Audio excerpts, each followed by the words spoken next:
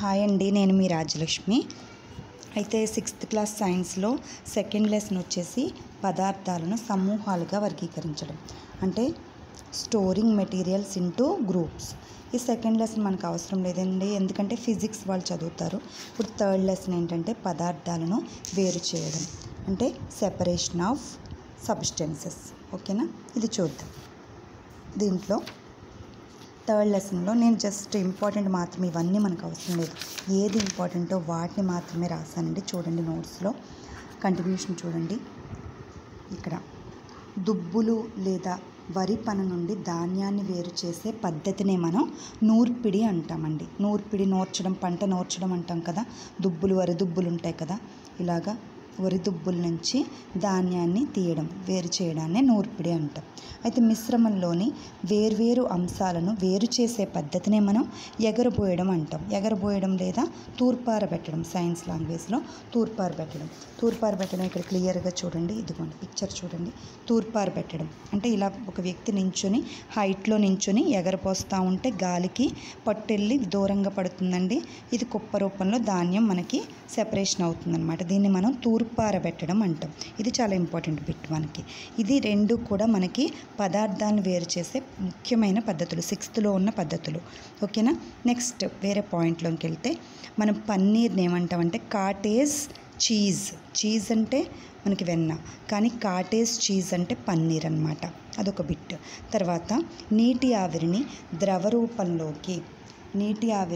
రూపంలోకి మార్చే ప్రక్రియనే మనం సాంద్రీకరణం అంటాం. సాంద్రీకరణం అంటే వాటర్ వేపర్స్ ఉంటాయి కదా, ఇప్పుడు మూత పెడతాం మనం, ఏదైనా ఆవిరి కానీ వేడి మనకి స్టవ్ మీద ఉన్న వాటి మీద, కర్రీ మీద కానీ అన్నం మీద కానీ మూత పెట్టినప్పుడు మనకి వాటర్ డ్రాప్స్ అనేవి వేపర్ రూపంలో మూత కంటేస్తాయి కదా, అవి మనం ఇలా తీయగానే ఏం చేస్తాయి, జారిపోతాయి కిందకి.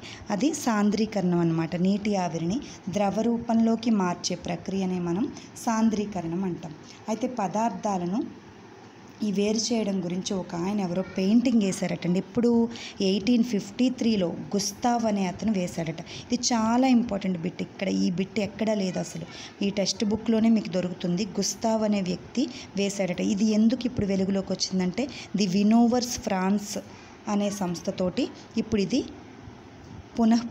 ప్రదర్శితమైంది. ఇప్పుడు వెలుగులోకి వచ్చింది కాబట్టి ఇది బయటకు వచ్చింది బిట్. ఓకేనా, నెక్స్ట్ ఇది చాలా ఇంపార్టెంట్ అండి. గుస్తావు 1853లో వేసింది, ఇప్పుడు మళ్ళీ వినోవర్స్ ద్వారా ప్రదర్శితమైంది. దేని గురించి, పదార్థాలను వేరు చేయడం గురించి వేసిన పెయింటింగ్ అన్నమాట. ఓకేనా, నెక్స్ట్ జాలాకార ఈనెల వ్యాపనం, అంటే తల్లి వేరు వ్యవస్థ, పిల్ల వేరు వ్యవస్థ లేదా గుబురు వేరు వ్యవస్థని, రూట్ సిస్టమ్ వేరు వ్యవస్థలు 2 రకాలుగా ఉంటాయండి. దాంట్లో జాలాకార ఈనెల వ్యాపనం అంటే ఈనెలు ఇలాగా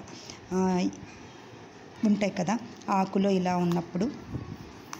ఉన్నప్పుడు ఈనెలు ఇలా వల రూపంలో ఉంటాయి కదా, ఈ వల రూపంలో ఉన్న వాటిని జాలాకార ఈనెల వ్యాపనం అంటాం. అయితే సమాంతరంగా ఉన్న ఈనెల వ్యాపనాన్ని, ఇలా ఉండి ఈక్వల్గా ఉన్న ఈనెల వ్యాపనాన్ని మనం ఇది సమాంతర ఈనెల వ్యాపనం అంటాం.